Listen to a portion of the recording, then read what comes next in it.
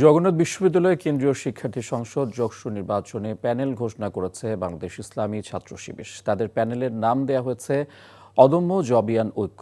এ প্যানেলে ভিপি পদে লড়বেন জগন্নাথ বিশ্ববিদ্যালয়ের ছাত্র শিবিরের সভাপতি রিয়াজুল ইসলাম। জিএস পদে প্রতিদ্বন্দ্বিতা করবেন সংগঠনটির বিশ্ববিদ্যালয় শাখার সেক্রেটারি আব্দুল আলিম আরিফ এবং এজিএস পদে লড়বেন বৈষম্য বিরোধী ছাত্র আন্দোলনের কেন্দ্রীয় সহ সমন্বয়ক মাসুদ রানা। দুপুরে বিশ্ববিদ্যালয়ের ভাষা শহীদ রফিক ভবনের সামনে সংবাদ সম্মেলনে তাদের নাম ঘোষণা করেন দলটির কেন্দ্রীয় সেক্রেটারি জেনারেল নুরুল ইসলাম সাদ্দাম। এছাড়া প্যানেলের বিজ্ঞান ও প্রযুক্তি পদে প্রাণ রসায়ন বিভাগের শিক্ষার্থী সুখিমন, আন্তর্জাতিক সম্পাদক পদে নওশিন জয়া সহ বেশ কয়েকটি পদে নারী শিক্ষার্থীর নাম ঘোষণা করা হয়।